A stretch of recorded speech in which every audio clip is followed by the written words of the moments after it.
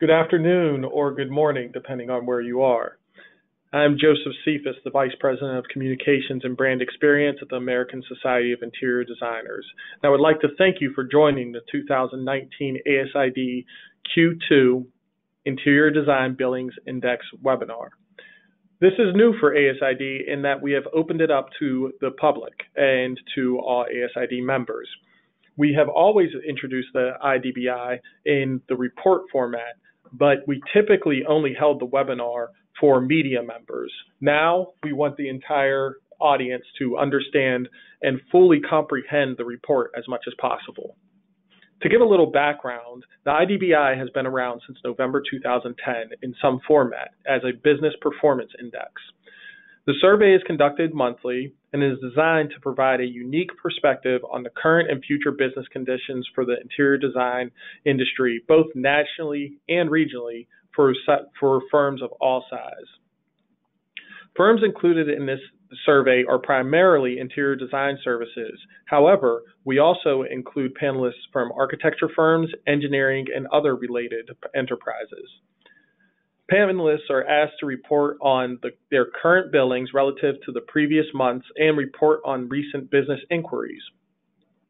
A business sentiment question is also asked regarding how general business conditions for the interior design industry will be 6 months from now.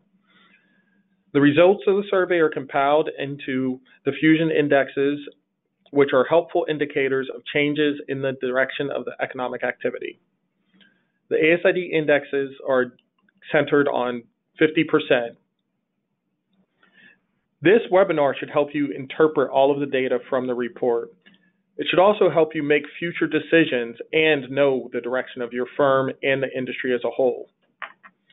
It should also allow you to compare to other firms within your region and within your sector. Part of the reason for this webinar is to provide your entire team with the expertise and give you the cutting edge as much as possible and give you the competitive advantage among others in the interior design industry. Now to introduce the team. Primarily, you will hear from Jack Kleinhens, who is from Kleinhens and Associates. He will walk you through the entire economic data and walk you through the entire report and help you comprehend the data and be able to report back out after reading through the report.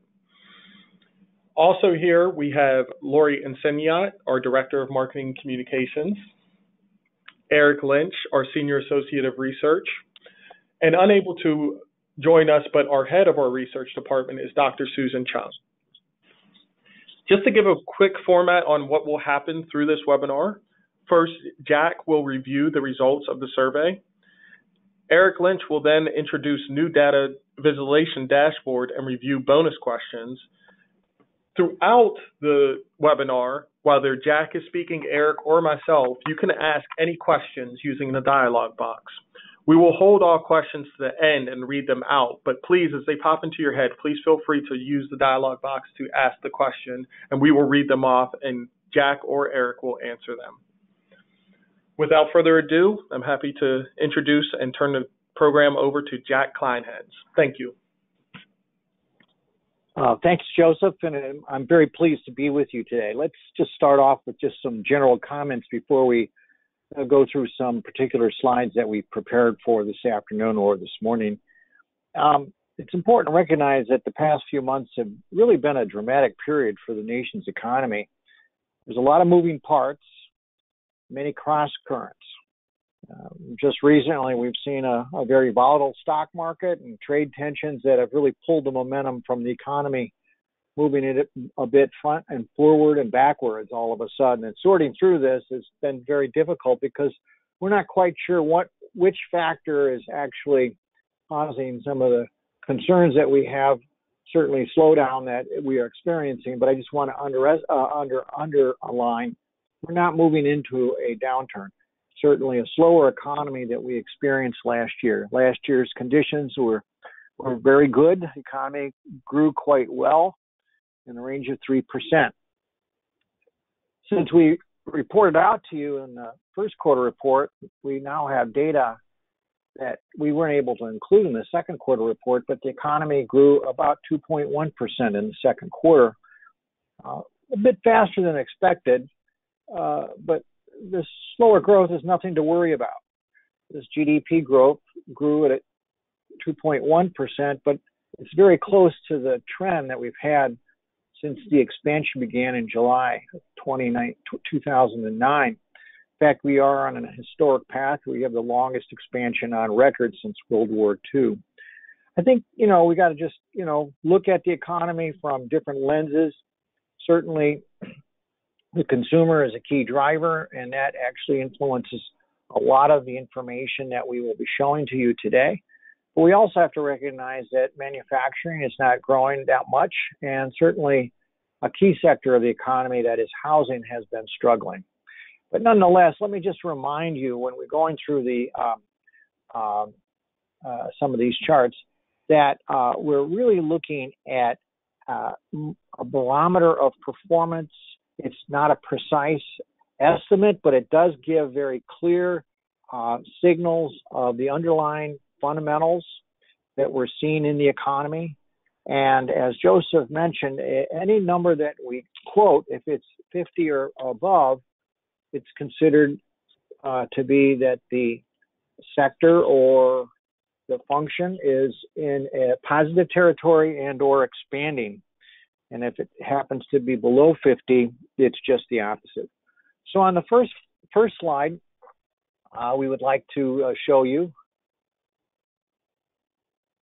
And actually, this survey's been in place since November of 2010. So we're only showing you this last 12, 13 months here. It's an interesting look when you go back all the way that far. But nonetheless, the point I'd like you to focus in on are the heavy red and the blue lines. The heavy red and blue lines are actually 3-month moving averages of the monthly data or quarterly data that we collect. And we do the 3-month moving average largely because you can see how erratic some of the responses are, and it just helps us move through some of the ups and downs. The red line is the inquiries, which is basically a response to a survey question that we ask, what do you think is coming in the next 3 months compared to the last 3 months? Do you see that maybe business or opportunities or people are knocking on your door? And in this case, we do see that the 3-month moving average ended the quarter, that would be the red line again, at 57.3, down a little bit from where we ended back in March. Now, most of the focus will be certainly on the index itself, which is really, we ask people, how are your billings, how are your revenues relative to the last 3 months? And in this case, we see that the blue line has moved down a little bit. It's fallen off to a little bit under the 55 line. It's 53.7. I guess the way we assessing this at this point is things are doing okay. They could be doing better, but in general, our assessment is that the industry is an expansionary trend and or has some expansionary momentum. The next slide, we have the next 2 slides that we're going to go over is just kind of a reminder for people on what you're looking at. Earlier this year, working with the ASID, my firm, which we recommended to ASID, is that we ought to seasonally adjust the data. Why did we want to do that? Was largely a question as well. There is a lot of volatility in the data. And there's not only volatility due to just business activity, but there is volatility that comes back and forth based on different seasons of the year. So it's probably not surprising to anyone that's on this call that certainly revenue picks up at certain times of the year and falls off at other times of the year. So in order for us to actually take that out of the data, we create a seasonally adjusted data set. And what you're seeing in front of you is what we will use ultimately as seasonal adjustment factors. So we look at the data since last March 17th through March of 2017 to March of 2019. You know, there's an up and down, and we can see some key patterns. Look at March of 2017. You kind of see the blue line going up. And it goes up in March of 2017, it goes up in March of 2018, and it goes up in March quite a bit of 19. So what we believe is that obviously people are starting to think, well, it's springtime and maybe we ought to think about putting some investment in our home or our offices. It also might be related, by the way, especially from a residential standpoint, that it's usually about that time when tax refunds are made available. And on average, if you have $2,000 to $3,000, it might come through. It might be a good down payment on some interior design services or purchases. So on the next slide, it's basically the same kind of analysis, but we're looking at inquiries. Seasonal forces are at work, certainly, with potential business opportunities and inquiries, the intentions of consumers. And you kind of can see some repetitive moments there. What we're doing here is we are fitting our curve, that is the red line, to the data, so that when we report out in the future and for other purposes, we're going to basically take some of that seasonal component so you can make some comparisons a little bit more rationally from month to month or quarter to quarter. And again, this slide is telling us what kind of inquiries, what might be coming in the pipeline, hopefully for a firm, and or at this point aggregated to the industry. So our next slide is looking at the most recent 3-month moving average of billings by size of firms. So we're able to cut the data in a number of ways. We want to look at it by size. We want to look at it by type of product. We'll look at it by where the firms are located. This is our first slide, and you can see that the red line and the blue line that are showing upwards trend through most of 19, although we saw a little bit of a backtracking in the size of 2 to 9 employees.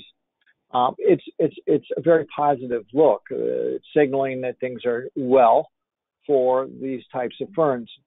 We have to note that the green line and the purple line, which is cut off after the first quarter data, is largely because we didn't have enough sample that we were able to actually put out a new number. We felt it would be disingenuous of us to put out a number that really didn't have that good, reliable statistical property for inferences purposes. So nonetheless, we're looking at size of firms, the smaller, medium-sized firms, as in a positive territory. The next slide shows us by region, and this is a really nice slide, a good slide, I should say. Why is that? Well, if you look at the slide closely, the slide details performance in such a way that all regions are in above 50. So we would say, and it kind of confirms the overall number that we showed you a few minutes ago on the first slide, that the economy, the regions, business conditions are moving in the right positive direction. You can see that in the green and the purple, however, the pace is not as strong, and in fact, the purple in the west is kind of flatlined from the first quarter to the second quarter. And we saw a little fall off in the month of May to June, but if you look at it from a 3-month moving average, it's still, we're showing a positive experience by region for Billings vis-a-vis the ASID index. Now, my next slide that I've included actually is not necessarily data that we get from the survey. Well, actually, we do superimpose the survey data on top of the data that we get from the Bureau of Economic Analysis on certain key product areas. And one of them is consumer spending on furniture and durable goods. And I have that superimposed with the design industry performance. And I'm sure that we're most understanding that there has been some fallout, certainly since the third quarter. I believe some of the spending on furniture and durable goods is related to the tariff situation. The tariffs that went in place late in 2018 and stayed in place in 2019. You can see that while they are in place, we have only grown on a year-over-year basis about 3%, and that's quite a bit different. We were almost double that back in the fourth quarter of 2017, even before we had the tax break that was provided to us that began in January of 2018. So then, looking at what's happening relative to consumer spending, and we can't necessarily make a one-to-one correspondence because this is a very big aggregated number and includes more than just furniture. But you can see that relative to where the general economy is spending, the industry is showing a positive performance trend, momentum. And we'll go to the next slide that actually gives us a little bit of view about how we can look at ourselves and our indicator relative to other indicators. Now, you don't see enough movement here on this graph, partially because we're only taking one slice just over the last year. If we opened up the window all the way for 2 years, you would see a little bit more variation month to month. But let me just go through this slide as we have presented it. Let's start first of all with the ASID trend line, the blue line. It's showing, let me stand back for a second. We ask firms, what is their view of business conditions out the next 6 months? Okay, so how are you seeing the next 6 months? And so if it's over 50, that tends to be positive. Now in June, which would be the end of the quarter, it was 53.3. We had a much higher number, 59.4 in March. So some softening of expectations. Not surprising that the Conference Board, this is their portion of the consumer. I'm sure everybody's heard of the Consumer Confidence Index, and this is actually the expectations component. There's two components. It's the current situation, and then there's also the future expectations. And in this case, there was also a little bit of a dip from May to June. And that subindex for June was 94.1 compared to 98.3 back in March. So doing okay, but the consumer is thinking that things might be slowing. It's not to say that they are stopping their spending. It's just their assessment of how the next 6 months might occur. Then finally, since we really don't have a good indicator of sort of retail, residential, there is this Dodge Momentum Index that's put out on a monthly basis, and it is an assessment of how different contractors, builders, etc., are looking at the outlook. And there's other factors that are in this index. It's green. It's up a little bit, as shown here, 4% higher than actually in May. But it has stepped back. If you go back in time to a year ago, it's a little bit lower, but still remains fairly elevated. So I guess you would say a positive outlook. Our next slide going back to the survey, reports out our billing indexes by product, if you will. We have commercial, institutional, multifamily, single family. Residential sector has been in positive territory in general. Multifamily actually has picked up over the last 2 quarters.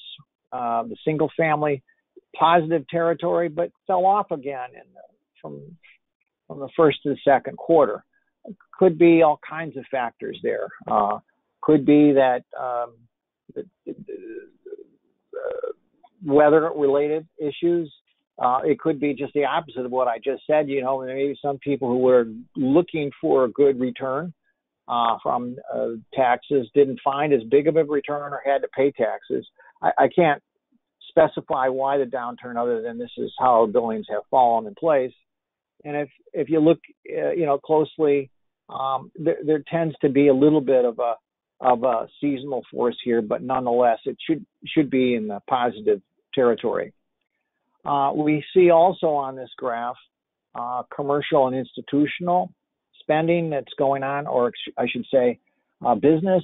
It's up institutionally, for education, public sector types of activities, and yet on the commercial side, it was certainly in the depths of some very low readings back a year ago. It looks like it's picking up, but again, it's still very near the break point of being in the expansion area. The next slide that we have prepared for you is a slide that outlines some other data that's available. We pull this together just as a way of comparing how our index might be performing. You can see it's not necessarily a one-to-one correspondence, but does sort of pick up some ups and downs. Now, what is this data? This is the residential improvement data that comes from the construction spending report that's out monthly by the Census Department. Now, this number is not easily just looked up. You have to take residential construction, which it says residential construction and improvements, and you have to subtract away basically multifamily and single family spending, new construction, and the residual is an approximation of what the census is picking up on what people are putting back in terms of home investments. It's positive, as you can see, 156 million, 156.6 million in May, but it's down from where we saw a year ago. What is this reflecting? Well, I think it might reflect a couple of things in the housing market. First of all, it's not until recently that we started to see some reduction in lending rates.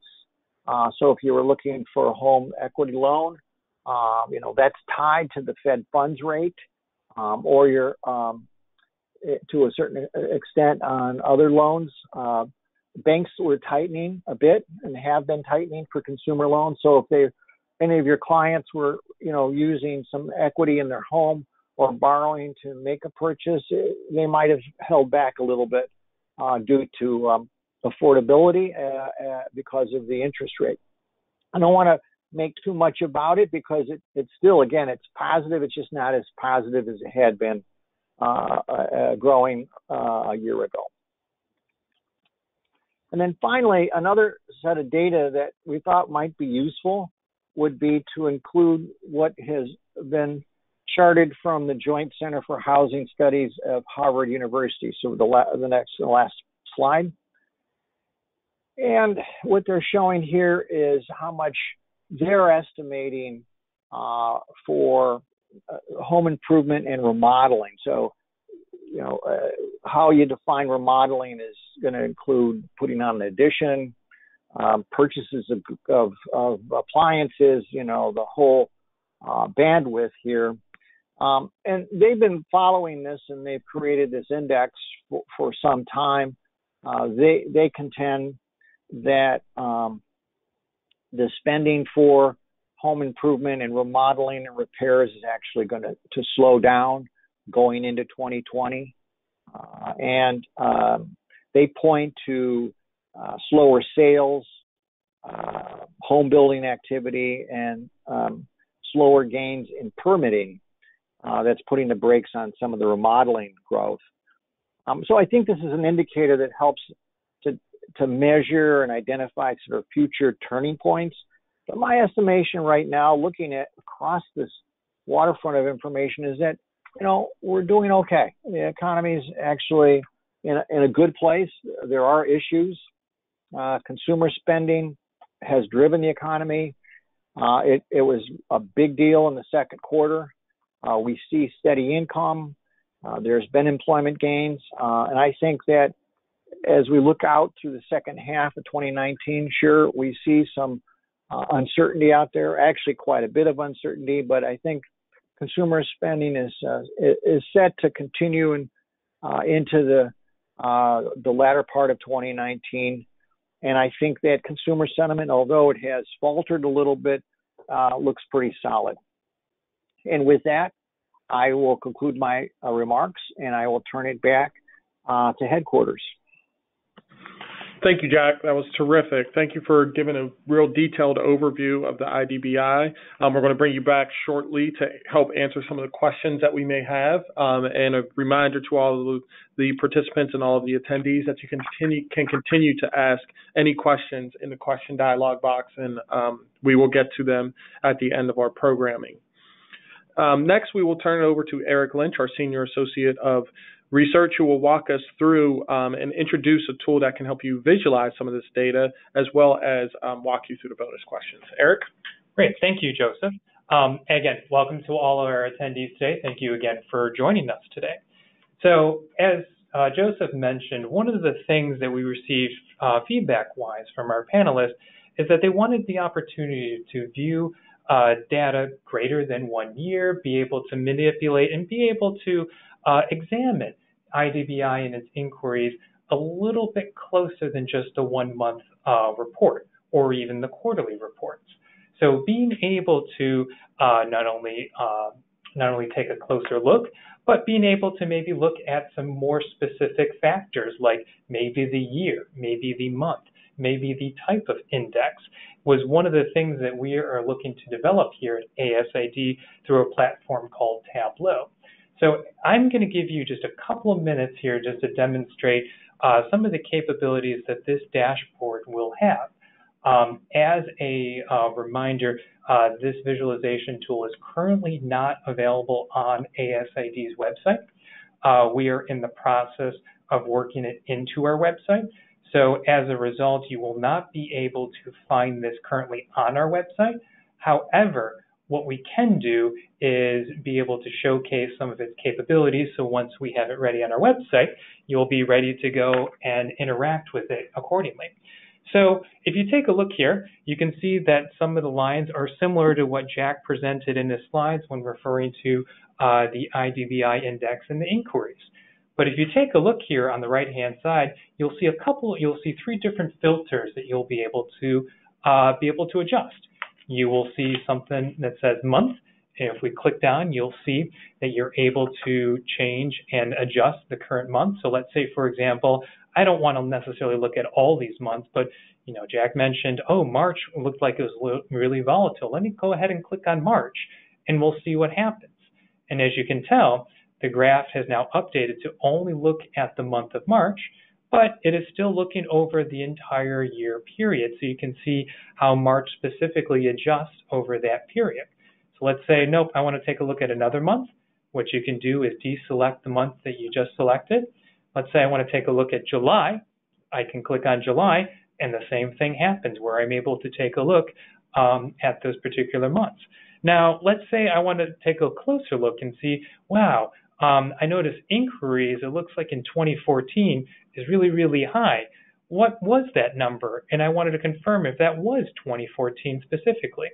What this dashboard allows you to do is if you hover over that particular mark, you can see that it verifies that this is July of 2014, and it will also give you the index number as well. So that way, too, you don't have to try to guess what the number is. You're able to and hover over a particular year or particular area of the graph, and it will let you know what index and also the year and month that it is associated with. Now let's say I want to take a look at a particular year. So let's say I put all the months back by clicking all. I'll go down to the year function, and then what I can do is there's a nice little search function. So I can say, well, I want to look at 2016. So I type in 2016, I go ahead and click on it, and now you can see at the bottom of the chart, now you can see the months associated with 2016 instead of the years like we were noticing previously when we were filtering on the month. And the same thing applies that if you wanted to take a look more specifically at a data point, you can hover over it. It will again tell you the month and year and the index as well. Well, let's say, well, I no longer want to look at the year, but I'm really concerned about inquiries. But all these lines are kind of complicated, and I can't really tell how the trend looks. So what you can do is you can notice the indices box. You can go ahead and click on inquiries, and you can see that the other lines are now grayed out, and it's going to highlight the one that we wanted to keep, and in this case, it is inquiries. So again, but if I don't want to look at inquiries, what if I want to look at IDBI? What I'll do is I'll click again. I'll click on IDBI, and again, same thing applies where the other lines that I don't want to be shown will be grayed out, and IDBI will then be highlighted accordingly. So it allows me to be able to take a look at which indice I want to take a look at. It allows me to take a look at a particular year that I'm interested in, and I can also take a look at a particular month or months that I'd want to look at as well. And again, as I mentioned, what we want to do with this particular tool is, again, allow you, the individuals that are interacting with the data, ones that are taking a closer look because you want to see maybe there's a trend, or if you're noticing something in your particular firm where you want to look at a certain period. It allows you to be able to manipulate and to be able to customize to fit your inquiries and to fit into the questions that you have specifically about the data. So again, as I mentioned, this is something that we at ASID, and specifically with our research department, we're currently in production and looking to incorporate into our website. So be on the lookout for this on our website shortly. And again, you'll be able to interact with the IDBI data more intimately and more personally. Thank you, Eric. One of the reasons why ASID is looking into data visualization tools like Tableau is to provide you with the ability to access the data and customize specifically your business, since we understand how unique each individual business and each individual firm within ASID is. And to that point, Eric is now going to speak on another aspect of the survey where ASID asks our panelists their opinions on general topic questions and how they could impact your business. So this is going a little beyond the data to now get into the kind of personal opinions of a few of our panelists. Eric? Thank you. So again, as Joseph mentioned, in tandem with what Jack presented in the first section of this presentation, we wanted to take a deeper dive into some of these current areas of interest with our design firms and to see how are they responding to some of these areas of interest. Now, each quarter, we do try to come up with an overarching theme where we structure the questions each month to that particular theme.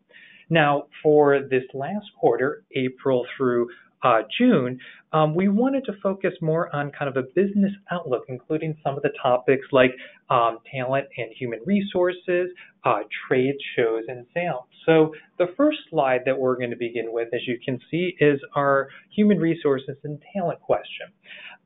And when we asked our panelists their expectations for hiring in 2019, we did notice an increase in the number of panelists who indicated that they do not plan to hire any additional staff or employees, with over 3/4 of them indicating that in 2019. Now, as you can see on this chart, there is an upward trend from 2017 to 2019 of that sentiment. Now, one of the things I want to be able to bring in is, according to the Bureau of Labor Statistics, the unemployment rate for July of 2019 is at one of its lowest rates, which is 3.7%. Now, usually when the unemployment rate is low, like it is currently, firms tend to have a harder time being able to fill those positions. Now, that probably begs one of the next questions is, well, okay, this is the overarching landscape with regards to employment, but what about design firms specifically? How is their hiring process being impacted by this? And the next question that we asked our panelists to answer is their level of ease in finding these talents to be able to fill some of these positions that they have. And as you can see in 2019, 50% of those individuals indicated that they found it difficult or very difficult to find talent. However, if you notice the green chart is what we classify as easy or very easy, has increased from 2017 and 2018. Now, as we mentioned, the overall labor market is now very tight based on the unemployment rate, and since it is hovering at historic lows, it appears that design firms and the overall economy, especially with other businesses, are not necessarily having a problem with the number of individuals or quantity of talent, but rather it could be a quality issue, trying to identify the right talent to fit the right positions at your firm. Now, there are also a couple of examples of other industries having very similar issues with regards to acquiring that skilled labor for those specific positions. For example, the National Federation of Independent Businesses, or NFIB, puts out a report called the Small Business Economic Trends, and two metrics that they track are one, the percent of positions not filled right now, and two, the percent of few or no qualified applicants. Both of those metrics have reached their highest marks over the last 5 years. And in tandem, the chief economist at the National Home Builders Association, or NAHB, stated in an article recently that, quote, the number one business issue for home builders, remodelers, and land developers continues to be the access to skilled labor. Now, again, with this sentiment and seeing what we're seeing here with regards to the level of ease, what skills are design firms looking for in potential employees? Now, when we asked this question, we asked our panelists to articulate kind of the types of skills and qualities that they're looking for in a more free-form nature. Now, after some kind of recoding of their responses, we noticed that there is a high emphasis on personality-based skills, such as creativity, hardworking or strong work ethic, reliability, problem solving or the use of logic, and listening and empathy. Now, when it comes to the computer-based skills, AutoCAD and Revit were the two most mentioned software or platforms desirable by employers, but there's also an emphasis on individuals being able to learn other programs or softwares quickly. Now, the reason why for that is, as I'm sure many of you can attest to, technology is rapidly changing at a pretty high pace. And what one program or software might be beneficial today might not necessarily have the same benefits down the road. So being able to, again, synthesize and being able to learn quickly, again, kind of goes in tandem with some of what we're seeing here articulated by design firms. Now, again, as you can see on the chart on the right, there's still a fairly even distribution between what we classify as your hard skills, like computer, technical, and design skills, and some of your soft skills, such as communication, personality, and the such. Again, we like to think this is a reference to individuals looking for more well-rounded employees, not necessarily specializing in one particular area, but being able to bring the complete package to a particular position. Now, one area where individuals are able to include some of these communications and potentially finding talent and to fill some of these areas are trade shows. Now, in the last 12 months, our panelists, about 67% of them, indicated that they attended at least one trade show in the last 12 months. High Point Market has been the most popular among our respondents, about 30% of them indicating that they attended either the fall or spring show in the last 12 months, while the Kitchen and Bath Industry Show, better known as KBIS, came in second. Now, we asked the reasons for these individuals attending trade shows. Again, as you can see to the chart on the right-hand side, an increase in business contacts or connections was highly desirable for their reason for attending. While second, relating back to some of our previous slides, a networking opportunity for talent also came in as a high percentage as well. Now, with these responses, you can tell with the first two, there seems to be a more people-centric emphasis when individuals are trying to attend trade shows, rather than necessarily the physical display of products and services from businesses, which indicated as on the chart, with only 12% of our respondees indicating that was the main reason for attending some of the trade shows. Now, as seen on the previous slide, again, business connections are incredibly important, especially if companies are looking to find ways to grow their business. Now, when we asked our panelists what their expectations are for the next half of 2019, you can see that as you approach on 2019, there appears to be more of a convergence in opinion when indicating whether or not they expect better than expected, meet expectations, or worse than expected for 2019. Now, with this information, it's not necessarily a causal link between what we noticed previously, but it could explain why some businesses and why some individuals are looking to find ways to differentiate their business from the competition, like, for example, going to trade shows, interacting and trying to exchange ideas, finding individuals they may not necessarily come across in their daily tasks. This could potentially explain why businesses are looking to emphasize some of the things we've seen in the bonus questions previously. Now, with this atmosphere, and as Jack articulated that with regards to the overall economy, sales is now becoming an incredibly important metric, which I'm sure you guys can all relate to. Now, when we asked our panelists whether they expect sales to grow or decline in the second half of 2019, you can see that 69% of individuals are still expecting a positive outlook for the second half of 2019. However, you can see that it is a downward trend from 2017, with a lot of the difference from the positive aspect moving over to a more negative or neutral aspect, with nearly a fourth of our respondents indicating that there is a zero or neutral outlook for the next half of 2019.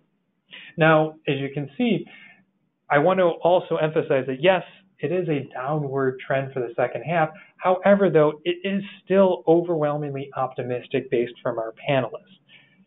Now, if there's one word that has dominated the news landscape, maybe the last year or so, what would that one word be? I'll give you a minute to kind of think about what that potential word might be. And if you need a hint, Jack, I believe, mentioned it earlier on, and it begins with a T. All right, for those that mentioned tariffs in their head, I want to give you guys a high five or pat yourselves on the back. Because when we asked our panelists whether or not the impact of tariffs have impacted their business, we had 66% of our panelists indicate that there was a direct impact, what they were noticing, say, such as prices on any kind of products associated with them, which is a great increase, about 77% that we noticed from 2018 when we asked the same question. Now, just as a clarification, when I mentioned that there's a year-over-year change of 77% from 2018, that calculation refers to how a measurement is changed from 2 consecutive years. So how did it change from 2018 to 2019? Not necessarily a direct subtraction. However, this is a change, when I mentioned, from a year-over-year perspective. Now, when we asked our panelists to expand a little bit more of how this impact is, it's one thing to say yes or no that is impact. We asked them to provide a more open-ended response to this particular question. And as you can see on the right-hand side, here's just kind of a brief snippet of some of the comments that we received from our panelists. But one in particular, I thought, kind of gave a good overarching synopsis of how most of our panelists are feeling. One respondent indicated saying that, quote, they had a huge number of orders in the early half or the first quarter of this year, while noticing a downward trend in the second quarter, with their overall year being about flat. And that seems to be across the board what many of our panelists have indicated, especially for this particular question. that they noticed an upward trend in the first quarter, noticed a downward trend, especially the impact, an increase in the amount of the cost of goods that they were receiving or producing, whether that be raw materials, the intermediate goods for their production, or final products, were impacting each part of their supply chain. And it is one of those where, again, not every panelist was feeling exactly the same sentiment. However, though, most of what we were seeing was either a negative or neutral opinion when it came to tariffs. Now, that was an overall synopsis of our bonus questions. I hope this gave you a good flavor of what our panelists were thinking in the second quarter of 2019. Thank you so much, Eric. Greatly appreciate it, and thank you for a detailed look at some of those bonus questions. Definitely were enlightening. And now you can feel free to ask any questions in dialogue box. But before opening up to the audience's questions, I did, Jack, if you just wanted to ask you a quick question. At the end of your section, you were talking about how the overall outlook for the economy still pretty strong, and it's still currently strong, and how it's still pretty strong for interior designers. You did mention that one of the drivers right now is consumer spending that is driving that strength. I was just wondering if you could kind of, while the listeners kind of wait in anticipation for our next IDBI, what should they be looking at right now to kind of guide whether or not that optimism and that strength will continue? What are some key indicators that they should be looking at while they're watching the news that are going to impact the interior design outlook and the outlook of the overall economy over the coming weeks and months? Well, certainly an important indicator that comes out monthly will be the growth in non-farm employment. More jobs added each month means more income, which means more spending. Now, that helps to create confidence for consumers. And if consumers are confident, they're going to be more inclined to spend. So looking at sort of the employment gains that we're expecting, I don't think we're going to see as strong of employment gains that we had during 2018, but still, solid performance. The other indicator that'll be, I think, of value will come out at the end of this month, and usually comes out at the end of each month, is what we call the personal income and outlays indicator, and that tells us how much money people had earned or had at their disposal that could come from either income or from their investments or other sources. And like I mentioned, it'll come out on the 30th of August. It usually comes out one of the last days. Gives a pretty good idea how the consumer has the ability to spend vis-a-vis his income or her income, and their willingness to spend vis-a-vis what they're spending. And it's kind of expected to be in pretty good shape right now, given where I mentioned, I think, household balance sheets are in good shape. People haven't bulked up on debt, credit, and they have the wherewithal. But I think they're getting to be a little concerned, based on the survey that Eric just showed, 66% about the impact of tariffs. Well, other surveys are showing that the general consumer is also up at that level of concern, but it hasn't stopped them from spending. Thank you, Jack. One question that we do have here is you were mentioning how everything's kind of positive and how it looks like it's trending up, but it looked like at the end all the charts were kind of going down just a little bit. I'm going to actually pass off to let Eric start off and pass it over to you, Jack. That was just a question of, how can we say that's positive when those look like they're heading south? Mm-hmm.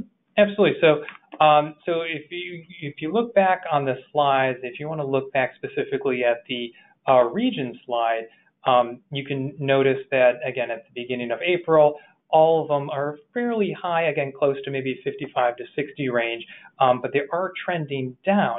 And again, as Jack mentioned before, it's still positive, but I don't know. I'm looking at the chart and it seems to be going down. That doesn't seem positive to me. Now, specifically with how the index is calculated across IDBI, anything above the 50 line, so if you notice on the chart where it says 50, anytime that it's above there, it is known as what is known as an expansion territory. So it is still that particular region, maybe it's the particular sector, maybe it's the actual index itself. It is still expanding, but if it's you're noticing kind of a downward trend, it's expanding but at a decreasing rate. So it's diminishing the amount that it's expanding out. Now, once that line goes below 50, that is where it goes into what is known as decreasing territories or contracting territories. So at that point, you are noticing a decrease in that particular index, particular region, or particular sector. So even though you might notice some lines having a downward trend, or you might have some lines that might be an upward trend, the key is also to look at where it is in relation to that 50 line. Jack, is there anything you would like to add to that particular question? No, I think the answer was very clear. I would compare it to sort of a barometer versus a thermometer. You know, a barometer is sort of giving you indication of pressure up or down, where a thermometer is giving you very precise measurement of temperature.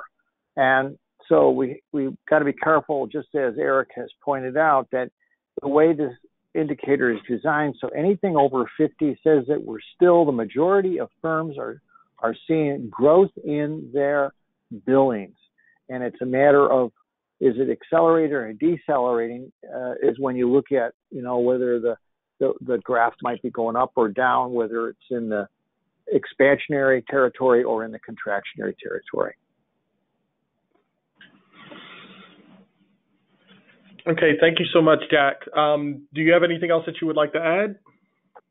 No, and I guess my point would be is, yes, I think we should be positive about the economy. I think fundamentals are there. But we also have to recognize there's a lot of moving parts. Not all sectors are moving as positive as the consumer. I think the economy is moving at an okay momentum. It's not growing as fast as last year, so we have a slower pace. I don't believe that a downturn is in the cards in the next few months.